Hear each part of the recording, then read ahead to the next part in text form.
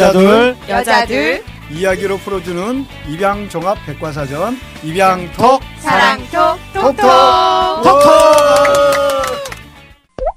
네, 여러분 반갑습니다. 입양톡 사랑톡 톡톡의 달달이 정정조입니다. 인사부터 하고 들어갈까요? 안녕하세요. 옐로마마입니다. 안녕하세요, 윤쌤입니다. 안녕하세요. 급 땜빵으로 진행자로 온 그 김 작가 김지영이라고 합니다. 반갑습니다. 와, 지금 여기 죄스러운 마음으로 앉아 있습니다. 지금 저희 녹음하기 이유는? 전에 네. 약간 좀 기죽는 상황이 좀 여러 번 있어가지고. 쌈지 아빠가 원래 아주 그 컬러풀한 네. 역할을 많이 해주는 그렇죠. 분이거든요. 활력소. 근데 오늘 갑자기 흑백이 탁 이렇게 앉아 있으니까 지금 네, 정말 너무 죄송합니다. 왜 아무도 부인을 하지 않는 거죠?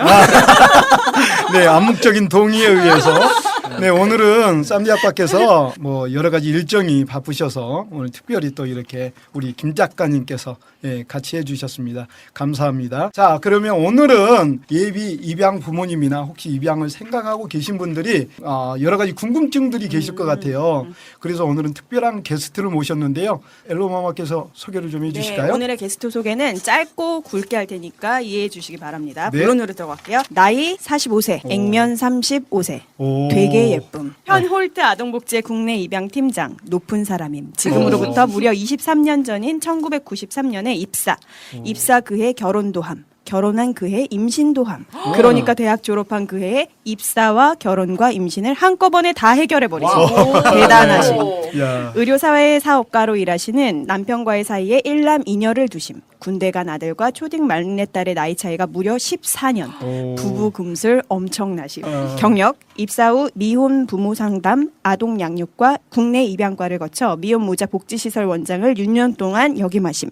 입양 관련 안 해본 거 없으심. 국내 입양 실무를 맡았던 2000년부터 8년 동안 350명의 아이를 가정으로 입양 보내심. 야. 대한민국 입양계의 산 증인, 국내 입양의 대표적 삼신할매. 삼신할매 좋아요. 어메이징한 부부금슬과 환타스틱한 입양 역사를 23년 선상에 걸쳐 써내려온 입양계의 셀러브리티 조선미 팀장님을 소개함. 와, 반갑습니다.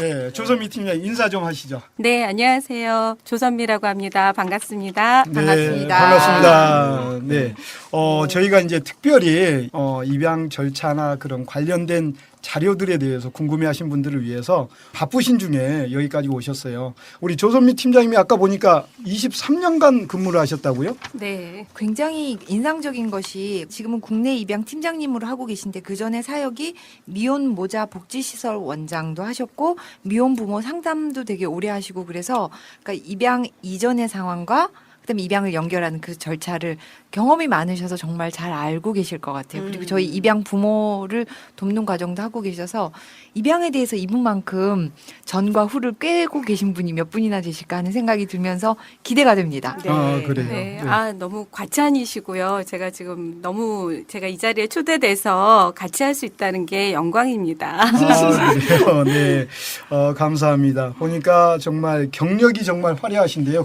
근데 얼굴이 아까 보니까 액면 나이가 35세요. 오, 그래요. 저보다 그런데 동생. 이렇게 제 나이 공개되는 거예요? 그런데 아들이 군대가 있다라고 그러면 누가 믿겠어요? 혹시 정말. 면회 가면 편집. 면회 가면 큰 누님 오셨냐고. 네.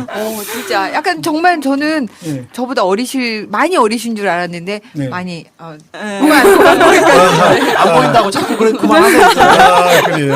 저희가 이제 처음서부터 하나하나 좀 질문을 드려보도록 하겠습니다. 자, 팀장님께서 그동안 홀트 아동복지에 근무하시면서 느꼈던 그런 소회나 생각들을 좀 잠깐 말씀해 주시는 시간 한번. 네, 개인적으로는 홀트가 저의 첫 직장이에요. 첫 직장이 아직도 계신 네, 거구나. 첫 직장에 이렇게 오랜 시간 동안 몸을 담고 있다는 자체가 개인적으로 너무 감사한 그런 일이고요.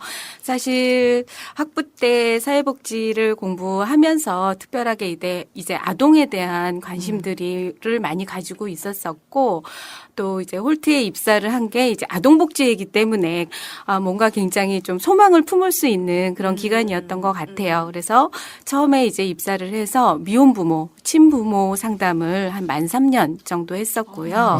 네. 네, 그 친부모 상담을 진행을 하면서 처음에는 그때는 이제 한 23년 전이니까 저와 그 미혼 엄마들의 나이 차이가 별로 나지가 않았었어요. 그랬을 것 같아요. 저도 20대 네. 이제 중반 정도였고 지금이야 이제 평균 연령대가 10대 후반에서 20대 초반이지만 그때는 20대 중반이었었거든요. 그래요? 네, 그러다 보니까 연령 차이가 나지 않는데 처음에는 도대체 이 무거운 짐을 어떻게 평생 가지고 가려고 저럴까 싶어서 굉장히 좀 어리석은 사람들이다라는 생각들을 굉장히 좀 많이 하기도 했었어요. 근데 네. 입양을 제가 보내려고 하는 그 네, 마음. 엄마들과 부모들 보고 네, 네. 생각이 됐죠. 네, 그런 생각이 들었는데 이분들하고 상담을 진행을 하면서 정말로 입양이 최선의 선택일 수밖에 없는 상황들이 굉장히 많이 있더라고요. 그럴 수 있죠. 네, 그래서 이제 이분들의 안타까움과 또 입양을 결정하게 됨으로 인해서 가지는 어떤 죄책감과 마음의 뭐 이런 부담. 부분들을 조금 많이 위로를 해주고 싶어서 예, 계속해서 예, 상담을 진행을 한 것 그러면 같고요. 그, 네. 그 당시에도 그러니까 20년 전에도 결혼을 하지 않고 아이를 가진 그 미혼모가 도움을 받기 위해서 홀트라는 기관을 찾아올 수 있었던 거네요. 네, 그럼요. 예, 그때도 이제는 직접 홀트라는 기관에 찾아와서 상담을 진행을 하고 아이를 보내고 예, 하는 과정이 동일하게 있었습니다. 내가 준비되지 않은 임신을 했고 이 아이에 대해서 양육을 하는데 어려움이 있는데 어딘가로부터 도움을 받고 싶다 할 때 홀트에서도 그런 미혼 엄마들을 위한 시설이 있는 건가요? 홀트에서는 그때 90년대 초반에는 없었고요. 홀트에서 그 미혼모자 보호시설, 네. 예전에는 숙식보호시설이라고 얘기를 네네. 하고 지금은 미혼모자 가족복지시설이라고 얘기를 해요. 그 보호시설이 홀트에서는 2005년도부터 만들어지기 시작을 했고요. 2005년부터. 그 전에는 내란원이나 구세군 여자관. 아. 예, 지금 뭐 구세군 여자관도 이제 이름이 조금 바뀌기는 했지만 그런 곳에 이제 그렇게 숙식 제공을 받을 수 있고 안전한 출산을 할 수 있도록 돕는 시설에 네. 저희가 또 연계해서 의뢰를 하기도 했었죠. 아우, 오늘 시대의 차이가 느껴지는 게 이름이 너무 무서워요. 여자관, 네. 숙식시설, 이게 아우 그러네요. 그렇죠. 그러면 그게 이제 벌써 23년 전에 그 업무를 하셨던 거잖아요. 네. 그때 미혼모나 비혼모를 바라보는 그 시선이 정말 따가웠을 것 같아요. 지금도 많이 개선돼야 되지만 그때의 상황을 좀 잠깐 이야기를 좀 해보시면 어떨까요? 네. 그때는 사실 미혼모라는 그런 인식들은 뭐 몸을 함부로 굴려서 뭐 아이를 낳은 굉장히 부정적인 그렇죠. 어떤 예. 그런 단어들로 표현이 된 경우들이 굉장히 많았어요. 그래서 사실 그런 편견이 깨어진다는 게 굉장히 힘든 일이잖아요. 네, 그렇지만 제가 이제 기관에서 오래 있다 보니까 제가 시설에서 근무를 했을 때 느꼈던 점은 처음에 입사했을 때는 미혼모에 대한 편견이나 이런 것들 때문에 이들을 위한 지원과 어떤 후원과 이런 것들은 뭐 정말 먹히지가 않았었어요. 왜 아이를 후원하면 하지 미혼모를 자기가 좋아서 그렇게 몸을 함부로 네. 했는데 내가 왜 후원을 해야 되지? 이런 인식들이 굉장히 많이 있었죠. 그 후원자들 사이에서도 그런 네, 인식이 네. 있었다는 이야기시죠? 네, 그래서 아. 이제는 그런 부분이 되게 안타깝고 인식 변화를 위해서 이제 많이 노력을 했었는데 그 제가 미혼모자 가족복지 시설에 있을 때 제가 좀 감동을 받았던 경우가 네. 이제 50대 예, 이제 그 중년의 신사분들이 직장 내에서 동호회 같은 거를 이제 결성을 하셔서 이제 돈을 조금씩 모으셨던 거예요. 네. 그러면은 이제는 대부분은 송년회 이런 때 진짜 뭐 뻑적지근하게 먹고 그렇죠. 놀고 하는 예. 예, 대부분의 그런 문화였는데 이분들이 저희 시설에 전화를 하셔서 미혼모자를 돕고 싶다. 아. 예, 미혼모자를 돕고 싶고 이 돈이 이들을 위해서 아이들의 의료비라든가 양육비라든가 또 미혼모가 자립할 수 있는 어떤 근간이 됐으면 좋겠다라고 말씀을 하셔도 후원을 예, 해주신 경우가 있었어요. 그래서 굉장히 이런 미혼모에 대한 인식도 많이 변화하고 있다라는 거를 실무에서 많이 느꼈죠. 근데 제가 책 준비하면서 네. 인터뷰하셨죠? 제일 먼저 간 게 미혼모자 시설을 네, 맞아요. 갔었거든요. 네네. 그때 이제 그 시설장 분도 그 미혼모자 시설을 오래 근무하셨던 분인데 그분 말씀이 뭐냐면 미혼모들이 당당해지고 있다. 라고 이렇게 표현을 네. 해요. 그렇죠. 그러니까 좋다. 뭐냐면 본인들에 대한 그 편견과 시선에 본인들이 직접 맞서 싸운다라는 의미거든요. 그러니까 우리 입양 가족들도 이렇게 공개 입양 그 가족들이 나서서 싸워가지고 입양이 그나마도 지금 많이 밝아진 모습으로 비춰지듯이 문제의 핵심은 뭐냐면 당사자들이 나서야 된다. 라는 네. 것을 저는 그때 네. 많이 좀 깨달았죠. 예. 그러니까 저는 이제 입양 부모로서 그 미혼모에 대한 생각들이 저도 생각이 굉장히 많이 변했는데 저는 처음에 입양 상담 갔을 때 그 복지사님이랑 인터뷰하는데 아이에 대한 얘기를 하시다가 이 아이가 미혼모 아이여도 괜찮아요? 10대 미혼모, 20대 미혼모, 불륜 가정의 아이여도 괜찮아요? 이렇게 구체적으로 제시를 하시는데 제가 순간 제 속에 편견이 굉장히 많아서 제 속에 이상한 생각들이 막 들면서 네네. 나는 그런 아이를 내가 키울 수 있을까 하고 제가 잠시만요. 근데 그럴 수 집에 있죠. 돌아와서 그게 제 머리를 떠나질 않으면서 맞아요. 내가 입양을 해서 아이를 키울 거야 생각했지만 그 아이가 어떤 부모를 가지고 있느냐는 생각 때문에 제 마음이 정리가 한동안 안 됐는데요. 지금은 정리가 됐죠. 그 어려운 상황에서도 그 사회적인 편견에도 불구하고 아이의 생명을 지켜준 고마운 엄마. 그 어린 나이에. 네, 특히 이제 2012년 8월부터 입양법이 개정돼서 시행되면서부터는 저는 그 미혼 엄마들의 어떤 그런 마음들이 더 소중함을 많이 느껴요. 그러니까요. 네. 예, 사실 그 출생 신고를 해서 자신의 가족관계 등록부에 아이를 한번, 등재시키고 네. 난 후에 입양을 입양 절차를 밟을 수가 있잖아요. 근데 사실 그렇죠. 네. 본인의 어떤 신변에 대한 것들이 노출될 수 있고 그렇죠. 또 여러 가지 서류들이 굉장히 많이 필요해요. 또 입양에 동의하는 과정 중에서도 물론 상담도 이제 여러 차례 이루어져야지 되지만 그런 가운데서도 아이의 장래를 생각해서 이제 입양을 결정하고 어려운 절차를 다 이제 감수를 한다라는 거는 굉장한 용기가 필요한 거죠. 그렇죠. 네. 그러니까요. 많은 분들이 용기를 내서 기관을 찾고 또 기관의 도움으로 거기서 결정을 하게 되잖아요. 그러면 그 과정에서 지금 홀트 아동복지에서 하는 역할들에 대해서 잠깐 좀 그럼 이야기를 해 주실까요? 보통은 이제 출산 후에 이제 입양을 결정했으니 상담을 받고 싶습니다라는 것보다는 네. 이제 태중의 아이를 가지고 있는 상태에서 이제 스스로 입양을 결정을 하고 진행 과정과 절차에 대한 문의들을 많이 이제는 인터넷 상담이라든가 전화 상담을 통해서 굉장히 많이 하시는데 저희가 일단 전화나 인터넷 상담을 통했을 때는 입양에 대한 전반적인 절차에 대해서 말씀을 드려요. 아, 대부분은 네. 이제 지금 현재 국내 입양으로 이루어지는 경우 그리고 홀트라는 기간에 입양이 의뢰되는 경우는 거의 미혼모가 90% 정도 되고요. 네. 이제 기혼자 가정도 의뢰는 가능해요. 이 경우에는 또 굉장히 조금 특별한 어떤 경우가 있는 거고요. 이 상황에서 좀 더 안타까운 거는 미혼모는 있는데 미혼부가 부재인 경우가 맞아. 너무 많은 거죠. 그러니까요. 네. 예, 그래서 남자들 정말 책임감 없는. 네, 그래서 대부분의 경우는 임신 사실을 알고 이런 방법 말 한마디 없이 그냥 뭐 연락처도 바꾸고 SNS도 다 끊고 이런 상태로 잠적을 해버리는 경우가 어. 굉장히 많습니다. 네. 근데 그럼에도 불구하고 우리는 어떤 교제를 했거나 또 그런 경우에 요즘은 또 SNS가 워낙에 발달이 됐으니까 주변을 이렇게 건너 알 수가 있잖아요. 그런 경우에는 아이를 위해서도 친부도 입양에 동의하는 과정들이 분명히 필요하니 네. 이제 찾으려는 노력을 해라라고 권유를 하고요. 그렇지만 이게 너무 강요가 된다거나 사실 정말 못 찾는 경우들도 있어요. 네. 굉장히 더 안타까운 경우들이 뭐 성폭행을 당했다던가 뭐 그런 경우는 또 찾을 수가 없잖아요. 그렇죠. 예. 예. 그럴 경우는 뭐 어쩔 수 없지만 그렇지 않은 경우에는 이제 친부도 찾아서 같이 이제 상담을 오라고 이제는 저희가 이제 말씀을 드리고요. 상담을 오게 되면은 왜 입양 보낼 수밖에 없는지에 대한 상황들에 대한 상담을 아주 구체적으로 해요.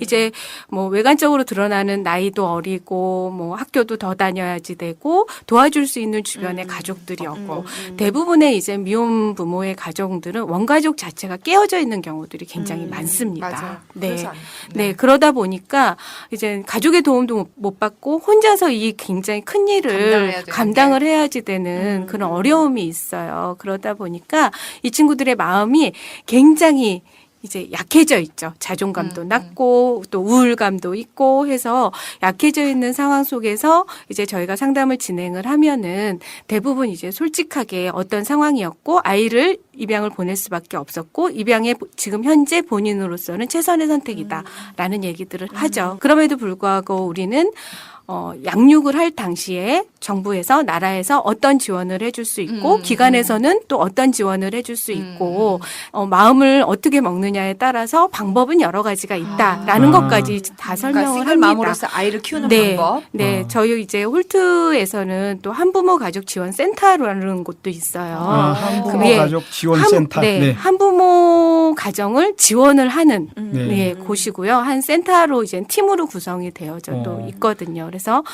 거기에서 이제 지원받을 수 있는 여러 가지 다양한 또 방법들에 대한 것들도 다 상담을 하죠. 제가 취재할 때 네. 당시에 제가 미혼모자 시설에 가서 취재를 하는데 인터뷰를 하는데 그 시설장님께서 이제 입양 기관에서 운영하는 미혼모자 시설이 입양특례법 이후로 네. 불가능하게 됐다라고 말씀하셨거든요. 네, 네. 지금 현재 상황은 어떤 상황입니까, 그럼? 네, 불가능합니다. 예, 그래요? 제가 이제 미혼모자 복지 시설에 있을 때 그와 관련된 시설에 있었고요.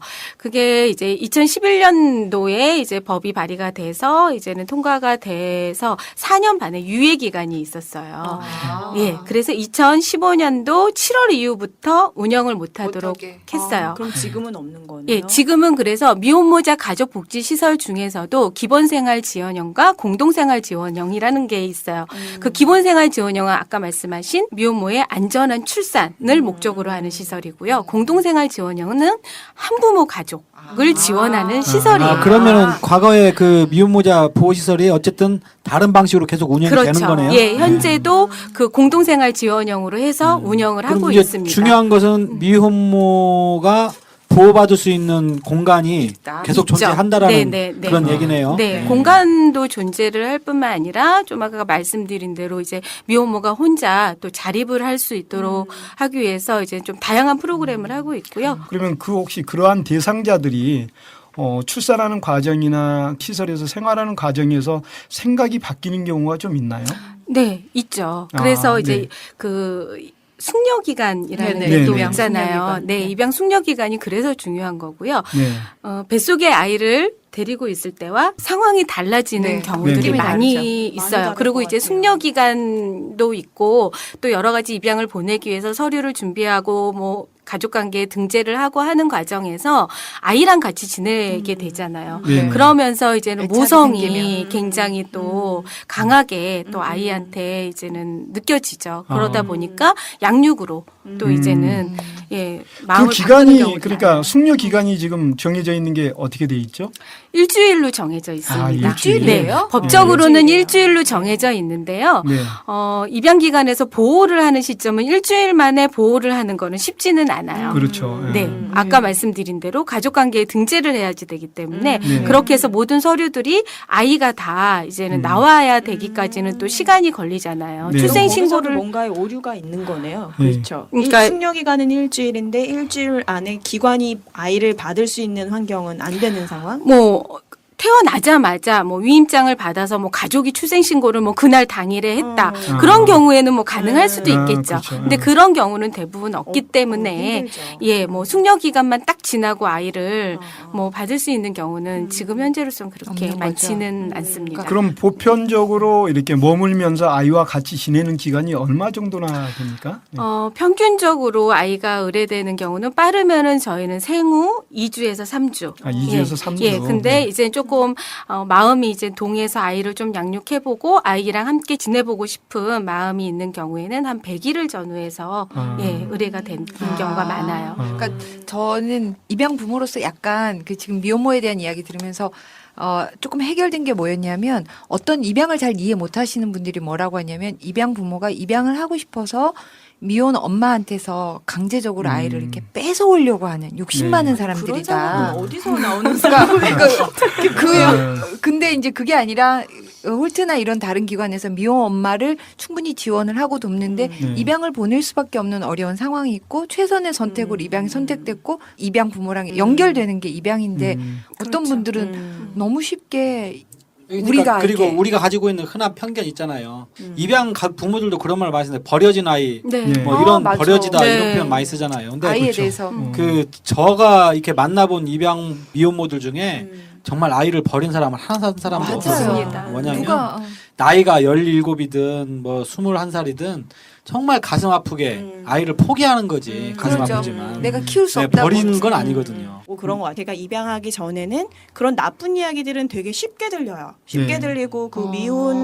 미혼모나 미혼부에 대한 상황을 이해하는 이야기는 정말 단 한 번도 들어본 적이 없고 대신에 안 좋은 이야기들은 되게 쉽게 들리고 또 그게 안 잊혀져요. 그때도 또 입양을 해마로 이걸 막 한두 달은 막 마음의 갈등이 엄청나게 되는 거예요. 근데 네. 나중에 지켜보고 나니까 방금 말씀하신 것처럼 제가 만나본 아니면 사례로 경험해본 그보다도 훨씬 더 많은 사람들은 너무나도 처절하고 네. 내가 봐도 어쩔 수 없고 너무 눈물 어려웠고. 나고 맞아요. 어떻게든 도와주고 싶은 그런 상황에서 특히나 막 정말 막 눈물을 꺽꺽거리면서 이렇게 떼놓는 경우가 그렇죠. 더 많은데 그렇죠. 그렇죠. 너무 네. 쉽게 그렇게 안 좋은 이야기를 하는 우리 사회 문화가 좀 맞아요. 바뀌어졌으면 미혼모 하는 엄마들에 대해서 얘기들이 그러니까 네. 남에 대해서 너무 우리가 쉽게 판단을 하는 것 같아요. 지금 말씀하시는 거 들어보니까 거기에 계신 이제 미혼모들도 정말 어렵게 결정을 하고 그 기간 동안 또 얼마나 그 아이를 보면서 많은 갈등을 했겠어요, 그렇죠? 그럼에도 불구하고 이 도저히 부분은 안 됐을 때, 네. 이 부분은 사실 굉장히 중요한 게 우리 입양한 아이들의 자존감이랑 그렇죠. 관련된 그렇죠. 부분이거든요. 직결되는 나를 문제죠. 낳아준 친생 엄마가 어떤 마음이었는지를 정확하게 아는 게 아이들이 컸을 때 정말 중요한데 네, 맞아요. 그 엄마가 나를 함부로 생각했어. 이렇게 하면 우리 아이가 나락으로 떨어지는 네. 거예요. 맞아요. 저도 네. 이제 우리 아이랑 그런 얘기를 하다가 곰곰이 생각을 해보니 그 엄마가 너를 얼마나 사랑했는지 몰라. 네. 그 어린 나이에 너를 지키려고 그 엄마가 얼마나 어려움을 참았는지 몰라. 그런 그게 그렇죠. 거기서부터 시작하는 거더라고요.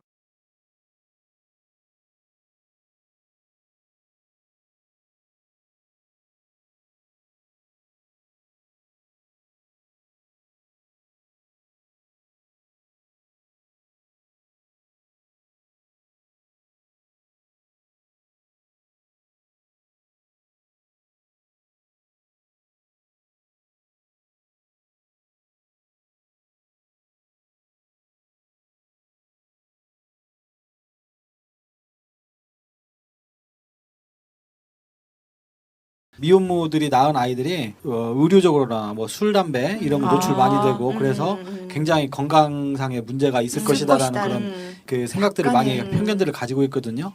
근데 오히려 일반적으로 낳은 아이들보다 의료적인 케어는 아이들이 훨씬 더 잘 받죠. 그래요? 왜냐하면 입양을 보내려면 엄청난 건강검진이 검사를, 필수적인 거거든요. 네네. 네, 그래서 아. 맞죠? 네, 네, 예. 맞습니다. 그거- 한번 말씀 네, 좀 그거에 해주세요. 대해서 말씀 좀 해요. 일단 기간에 아이가 보호하게 되면은요. 홀트 같은 경우는 뭐 시설에서 아이들을 보육사 한 명이 3, 4명을 양육하거나 그런 시스템은 아니고요. 네. 전부 다 아이들이 위탁가정으로 가게 돼 있어요. 그래서 입양 가기 전까지 위탁가정에서 아이들이 자라고 있고요. 그 위탁가정에서 그냥 아이를 데려가셔서 24시간 돌보시는 게 아니라 한 달에 한 번 웰베이비 클리닉이라고 해서 아이의 건강검진을 해요. 오셔야 되죠. 네. 그래서 위탁모가 오셔서 왜냐면은 조금 뭐 매너리즘에 오래 하신 분들은 빠지실 수도 있고 아이를 방치할 수도 있고 그 개월수에 맞는 발달 상태를 보이는지 수유량은 정확한지 뭐 그런 부분들 그리고 뭐 외형적으로 봤을 때 특별하게 뭐 문제는 없는지 해서 그 홀트 부속 의원의 이제 의사 선생님께서 한 달에 한 번 아이들을 다 체크를 하고 그거를 이제는 기록으로 다 남기고 있어요. 그리고 입양 전에 특히 그런? 특히 이제 국내 입양 대상 아동으로 선정이 되는 경우에는요.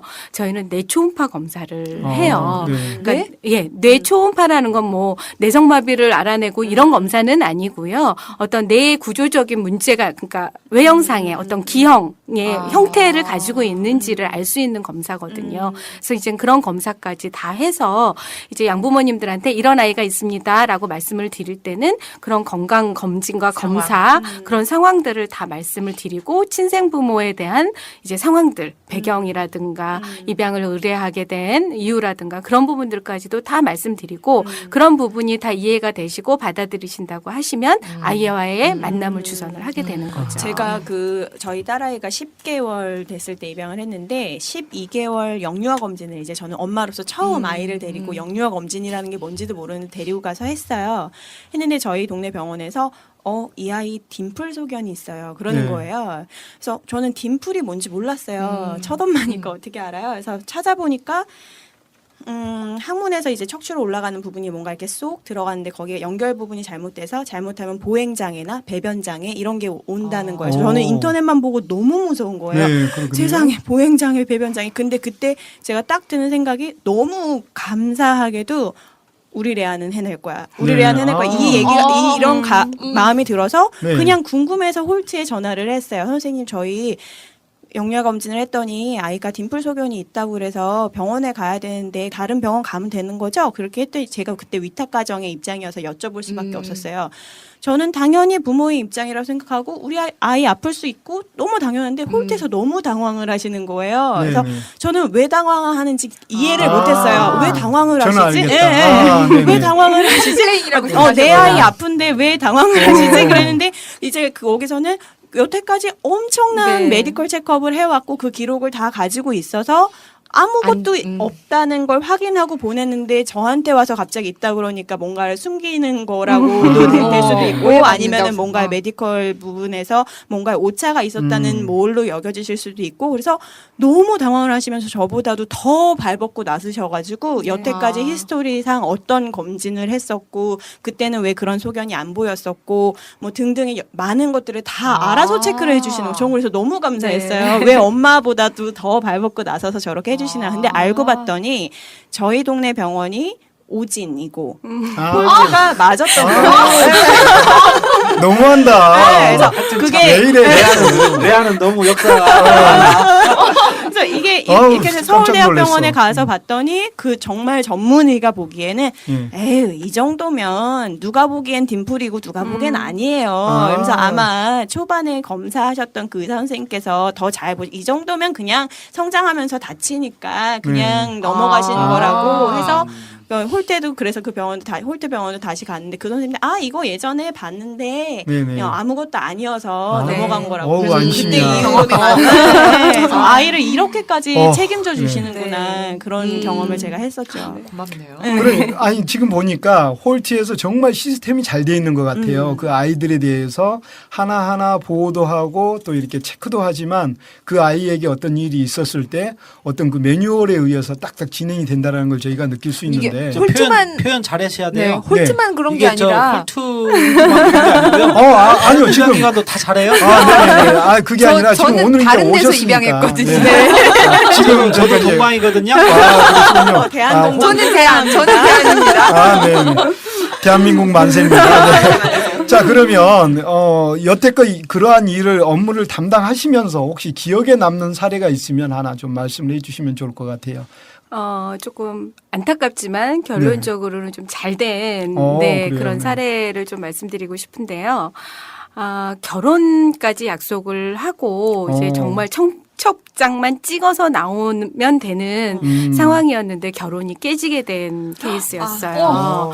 너무 가족하고 있기에는 미안한 마음도 있고 자책감도 들고 굉장히 이제 힘들어서 이제는 시설에 있으면서 여러 가지 뭐 다양한 프로그램도 하고 하면서 본인이 이제는 조금 마음의 안정을 찾고자 이제 시설로 들어와서 지내다가 출산을 했어요. 그래서 이제는 건강하게 다행히 출산을 했고, 아이가 또 이제는 건강하게 출산한 여자아이였기 때문에 국내 입양을 갔어요. 네. 이제 그 국내 입양한 가정도 첫째 아이도 이제 입양을 하신 가정이었고, 둘째 네. 아이로 네. 이제 이 아이를 입양을 했고, 이 엄마가 이제는 입양을 결정하기까지 사실 결혼까지 약속한 남자와의 사이에서 이렇게 된 상황들이 이제 또 다른 미혼 엄마들하고는 조금은 다른 부분이 있었기 때문에 심리적으로 굉장히 힘들어 했었어요. 시설에서 지내면서. 네. 그리고 이 엄마가 이제 학력도 고학력자였고 네. 나이도 다른 미혼 엄마들보다는 더 있었고 어. 그러니까 굉장히 이제는 뭐 자괴감 같은 것도 많이 들고 해서 정말 나쁜 생각까지도 먹을 정도로 이제 심리적으로 되게 힘들어했던 친구였는데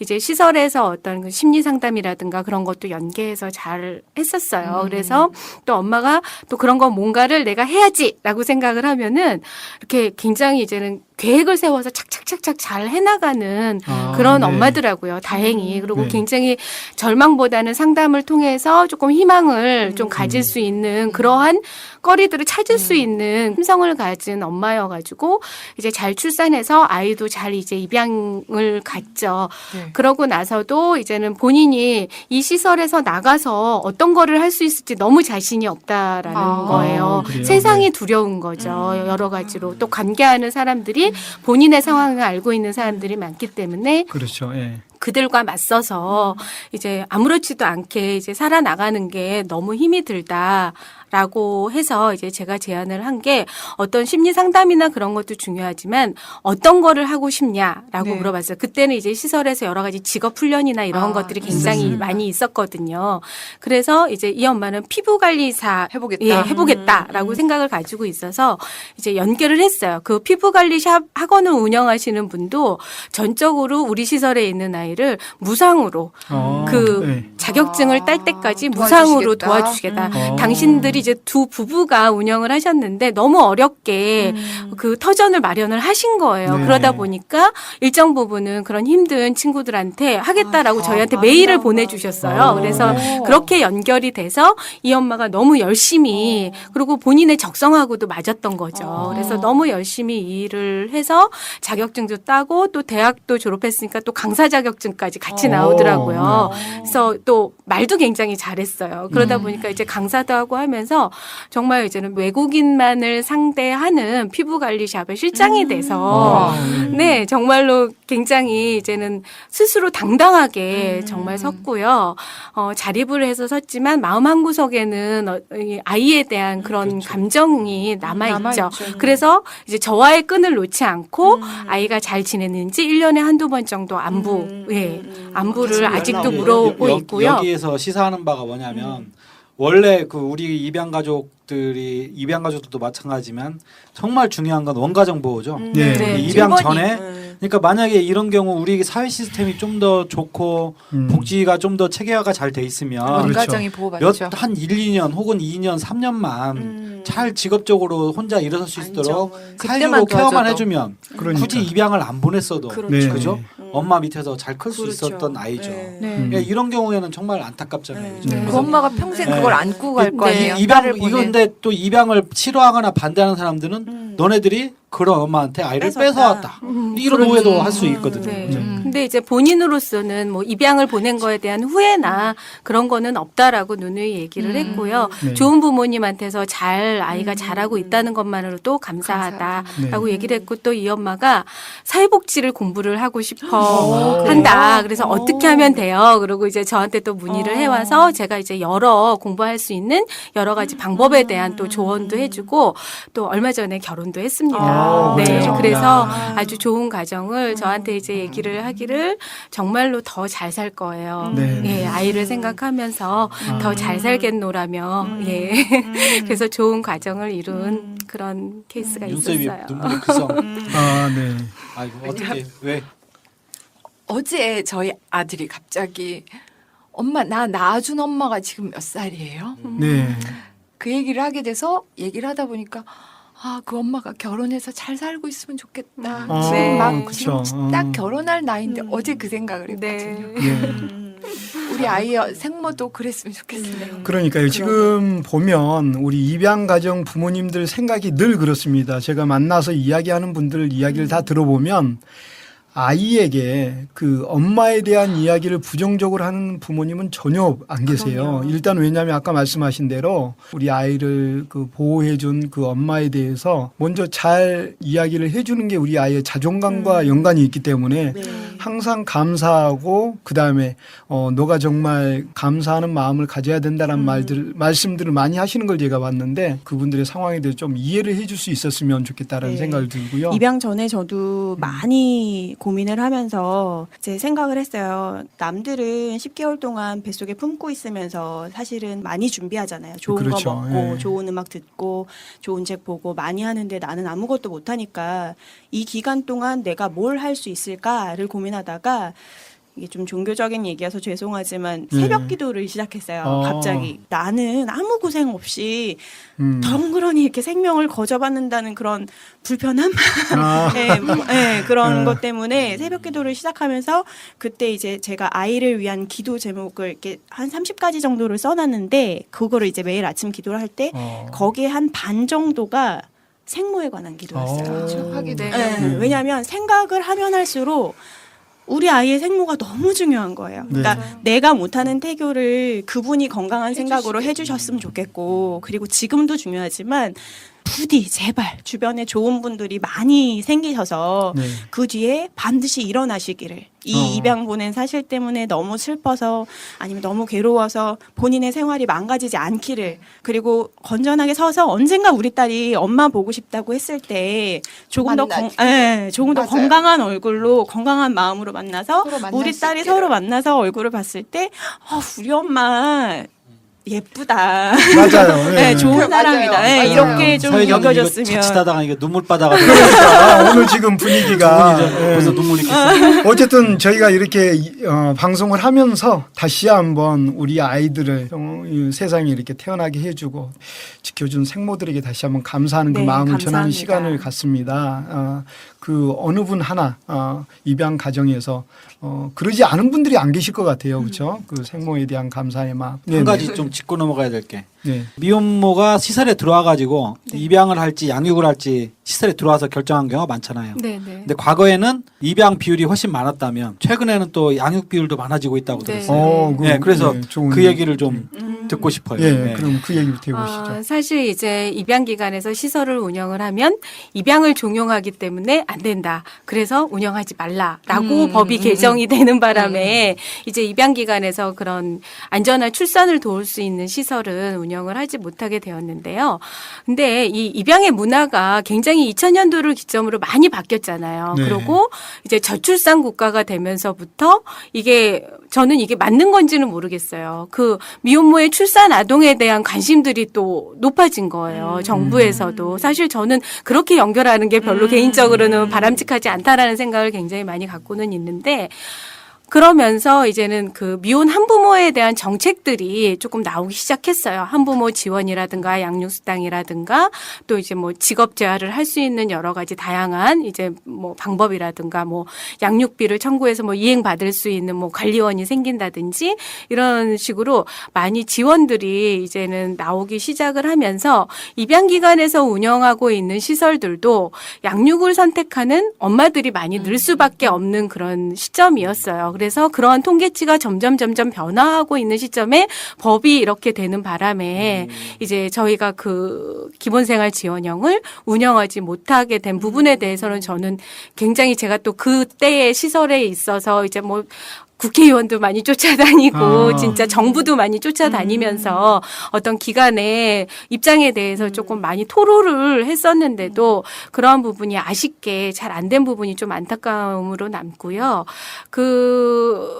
지원들이 쏟아져 나오고 또 이제는 미혼모에 대한 인식들이 바뀌고 하면서 당연히 이제 그러면은 나도 한번 양육을 해야 되겠다. 이제 아이를 출산하고 나니 당연히 모성은 본능적인 거고 또 아이를 보니 뭔가 잘할 수 있으리라는 또 주변에서 이렇게 도와줄 테니까 이제 잘 해봐라. 그리고 또 안전한 출산과 연계되는 시설이 또 아이를 보호할 수 있는 시설도 있고 그다음에 모자원이라고 해서 또 3년 이상 있을 수 있는 시설이 있어요. 네. 그래서 시설들을 잘 연계를 하면은 토탈 7년 정도를 머무를 수가 있어요. 예, 근데 이제는 시설들이 이제는 TO가 그렇게 잘 나는 게 아니기 때문에 그렇게 연계되는 게 어려울 수도 있지만 잘 연계해서 하면은 아이를 이제 7년 동안 좀 지원을 받으면서 키울 수 있는 상황들이 되는 거거든요. 그러다 보니까 양육을 선택하는 엄마들이 많아졌죠. 아유, 굉장히. 너무 다행이네. 네.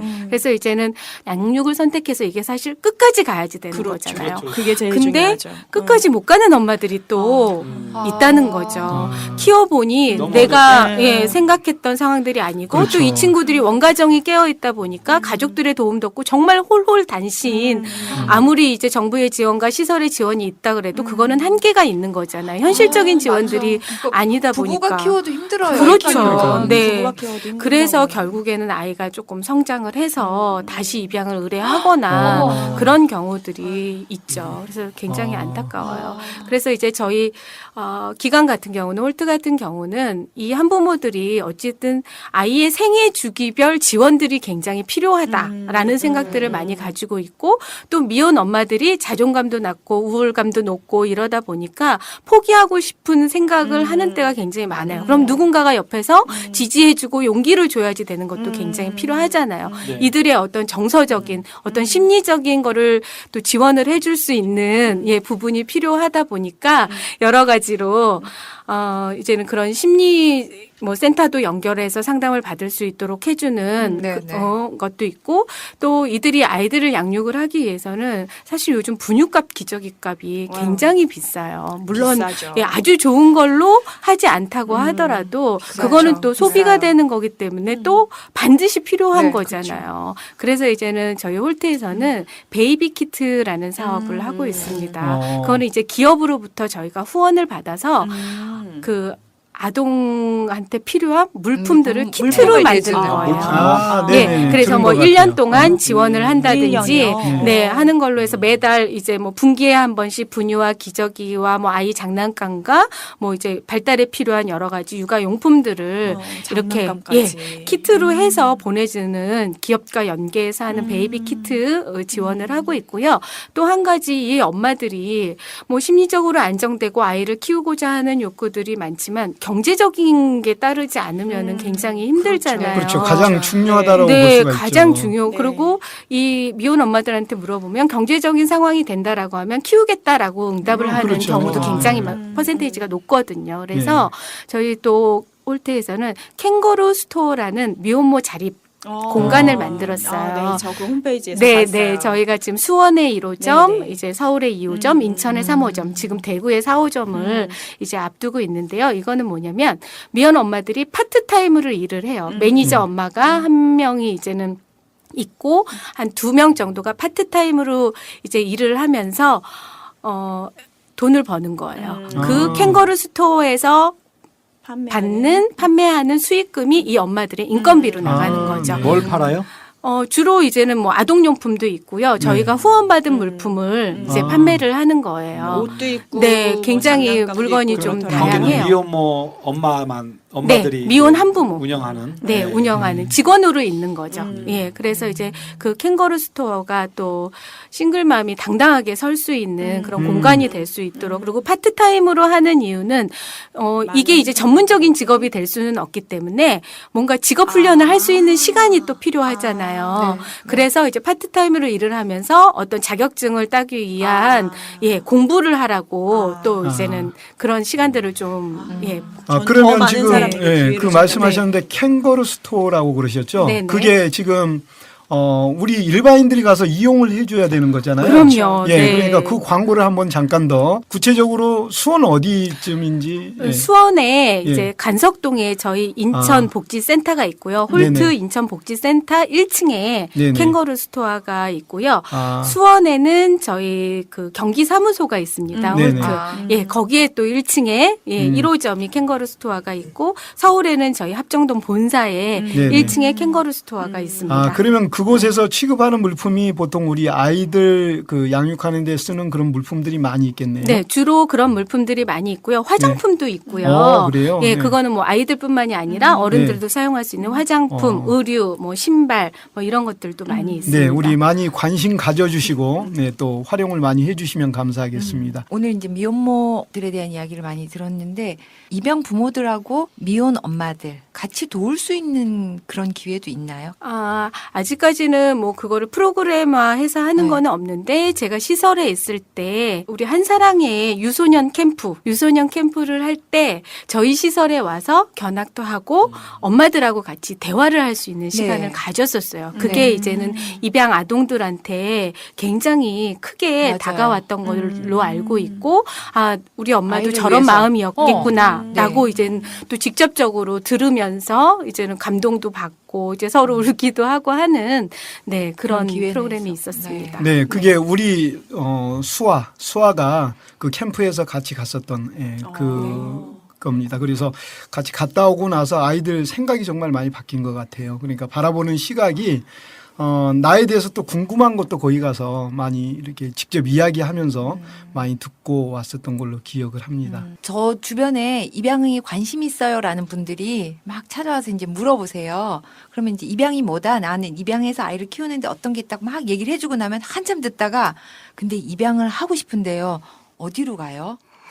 그걸 물어보시는 거예요. 그래서 그게 1단계였구나. 네, 네네. 맞아요. 어디로 그거부터 입양을 하고 몰라요. 싶은데 그럼 어디 가서 먼저 어느 기관에 가서 도움을 청해요? 은쟁반의 옥꽃을 굴러가는 목소리. 조선미 팀장이 전해주는 입양 절차의 모든 것. 다음 주도 많이 기대해주세요.